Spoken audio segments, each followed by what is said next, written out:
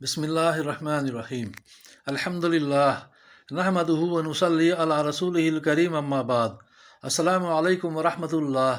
میرے محترم بزرگوں، دوستوں، عزیز ساتھیوں و معزز خواتین، آئیے نماز میں خشوع و خضوع سے متعلق چند آیات قرآنیہ کا اور پھر احادیث نبویہ کا مطالعہ کریں گے انشاءاللہ۔ درود شریف پڑھ لیجئے۔ اللہم صلی علی محمد وعلی آل محمد وبارک وسلم۔ خشوع و خضوع آیات قرآنیہ۔ سورہ بقرہ میں قال اللہ تعالی حافظوا علی الصلاۃ والصلاۃ الوسطیٰ وقوموا للہ قانتین، جس میں اللہ تعالیٰ کا ارشاد ہے تمام نمازوں کی اور خاص طور پر درمیان والی نماز یعنی نماز عصر کی پابندی کیا کرو اور اللہ تعالیٰ کے سامنے باادب اور نیاز مند ہو کر کھڑے رہا کرو۔ بقرہ۔ سورہ بقرہ ہی میں وقال تعالی واستعینوا بالصبر والصلاۃ وانھا لکبیرۃ الا علی الخاشعین، اس میں اللہ تعالیٰ کا ارشاد ہے صبر اور نماز کے ذریعے سے مدد لیا کرو، بے شک وہ نماز دشوار ضرور ہے مگر جن کے دلوں میں خشوع ہے ان پر کچھ بھی دشوار نہیں۔ بقرہ۔ فائدہ: صبر یہ ہے کہ انسان اپنے آپ کو نفسانی خواہشات سے روکے اور اللہ تعالیٰ کے تمام احکام پورے کرے، نیز تکلیفوں کو برداشت کرنا بھی صبر ہے۔ کشف الرحمن۔ آیت شریفہ میں دین پر عمل کرنے کے لیے صبر اور نماز کے ذریعے سے مدد کا حکم دیا گیا ہے۔ سورہ مومنون میں وقال تعالی قد افلح المؤمنون الذین هم فی صلاتهم خاشعون، جس میں اللہ تعالیٰ کا ارشاد ہے یقیناً وہ ایمان والے کامیاب ہو گئے جو اپنی نماز میں خشوع خضوع کرنے والے ہیں۔ مومنون۔ احادیث نبویہ۔ حدیث نمبر 212۔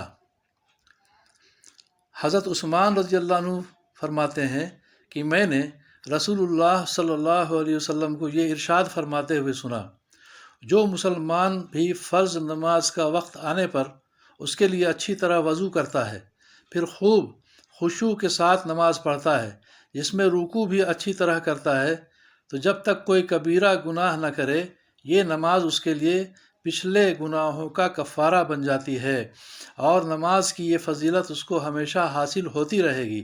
مسلم کی حدیث۔ فائدہ: نماز کا خشوع یہ ہے کہ دل میں اللہ تعالیٰ کی عظمت اور خوف ہو اور اعضاء میں سکون ہو، اور خشوع میں یہ بات بھی شامل ہے کہ قیام کی حالت میں نگاہ سجدے کی جگہ پر، رکوع میں پیروں کی انگلیوں کی طرف، سجدے میں ناک پر اور بیٹھنے کی حالت میں گود پر ہو۔ بیان القرآن، شرح سنہ ابی داؤد وغیرہ۔ حدیث نمبر 213۔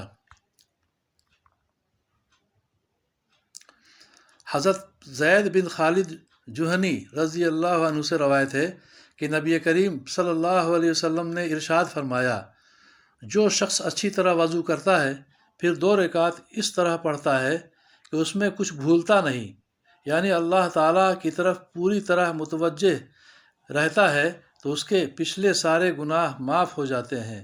ابو داؤد کی حدیث۔ حدیث نمبر 214۔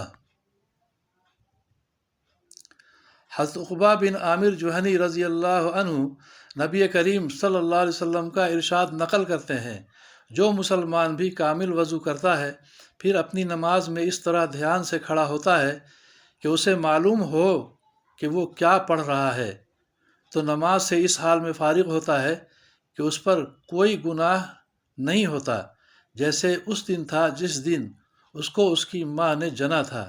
مستدرک حاکم۔ اللہ تعالی ہم سبوں کو بھی خوب خشوع اور خضوع کے ساتھ اور دھیان کے ساتھ نمازیں پڑھنے کی توفیق عطا فرمائے۔